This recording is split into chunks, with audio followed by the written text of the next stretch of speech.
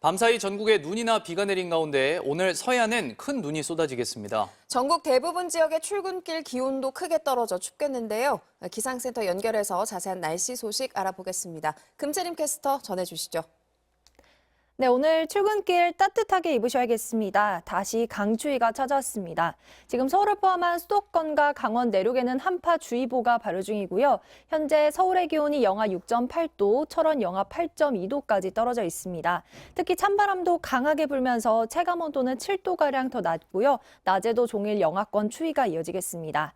강추위 속 서해상에서 눈구름이 만들어지면서 지금 서쪽 지역을 중심으로 눈이 내리고 있습니다. 지금 충청 중북부 지역에는 대설주의보가 내려져 있고요. 서울을 포함한 중서부 지역에는 시간당 1에서 2cm 안팎의 눈이 내리고 있는데요.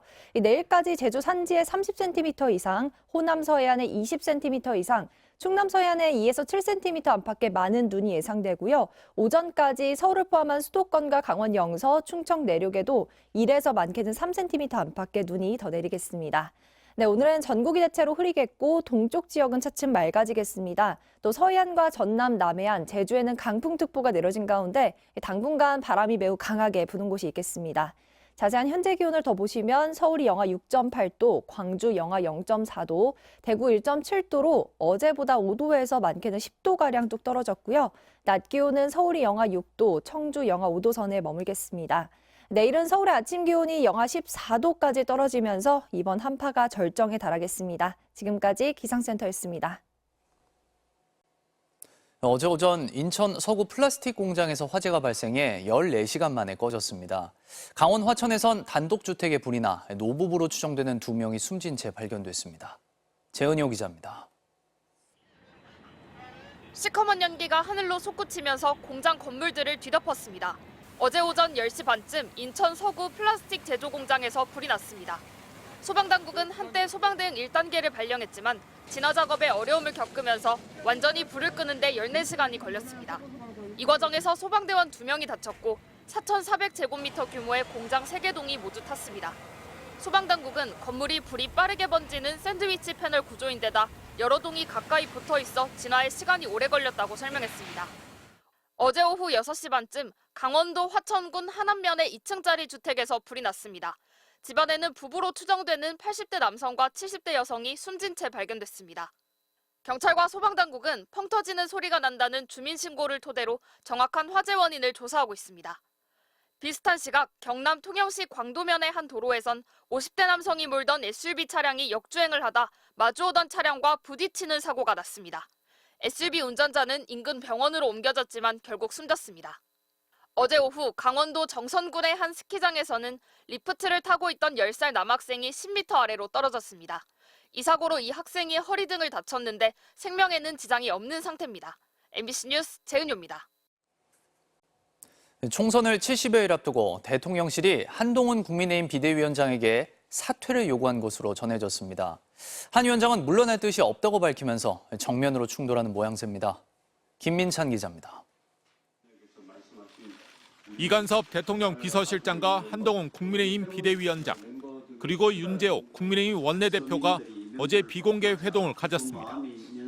여기서 이 실장은 한 위원장에게 위원장직을 물러나 달라는 뜻을 전달한 것으로 전해졌습니다.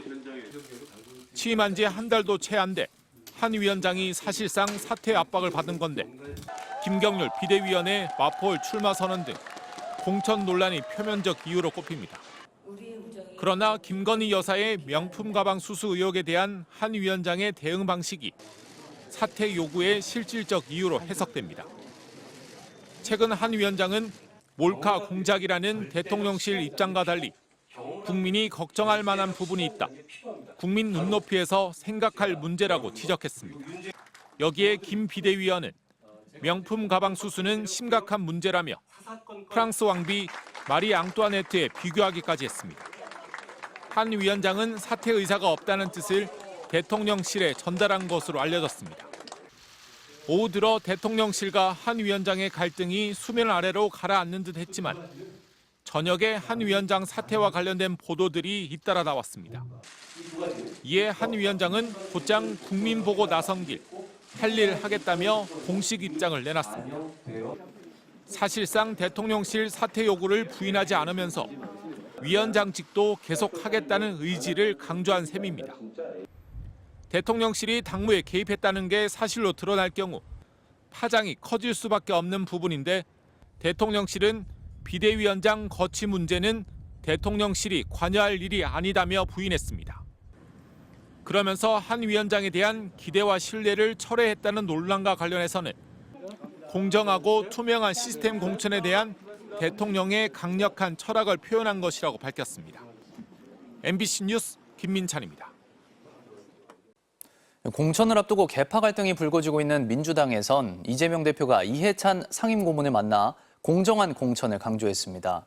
3선 이상 의원들에게 불리한 기준을 만든 국민의힘은 오늘부터 현역 의원 하위 10% 공천 배제를 위한 여론조사에 들어갑니다. 박연수 기자입니다. 4년 전 총선에서 더불어민주당의 승리를 이끌었던 이해찬 상임고문은 민주당이 이번 총선을 이재명 체제로 치르게 돼 다행이라고 힘을 실어줬습니다. 올 4월 총선에서 아주 크게 이겨서 꽃을 피우는 게 매우 중요하다고 생각을 합니다. 이재명 대표는 이해찬 상임고문이 총선 승리의 조건으로 당의 통합과 함께 공정한 시스템에 따라 공평하게 공천하는 것이 매우 중요하다고 말했다고 밝혔습니다. 민주당은 최근 친명계 인사들이 잇따라 비명계 현역 의원들의 지역구 출마를 선언하고 이 대표의 최측근이 직접 친문계 인사들의 불출마를 촉구하는 등 계파 갈등이 불거지고 있습니다. 민주당은 3선 이상이나 올드보이, 586 등의 카테고리를 만들어 공천 심사에 감점을 줄 계획이 전혀 없다고 밝혔습니다. 그분들 중에는 당과 나라를 위해 출마해야 할 분도 있다며 일률적인 기준을 잡지는 않을 것이라고 했습니다. 질서 있는 세대교체 구현을 위해 3선 이상 중진 의원들에게 불리한 공천 기준을 발현한 국민의힘은 오늘부터는 여론조사를 통해 현역 의원 가운데 하위 평가자 10%를 골라 공천에서 배제하기 위한 여론조사를 실시합니다. 신인 정치인들의 진로를 또 맡기만 해서는 안 되니 또 신인들이 들어올 수 있는 문을 열었다 해서 공정한 기회들을 주기 위함이다라고 보시면 되지 않을까 싶습니다. 그동안 한동훈 비대위원장이 공들였던 고동진 전 삼성전자 사장의 인재영입식을 진행하면서 전문가 인재영입에도 다시 시동을 겁니다. MBC 뉴스 박연수입니다.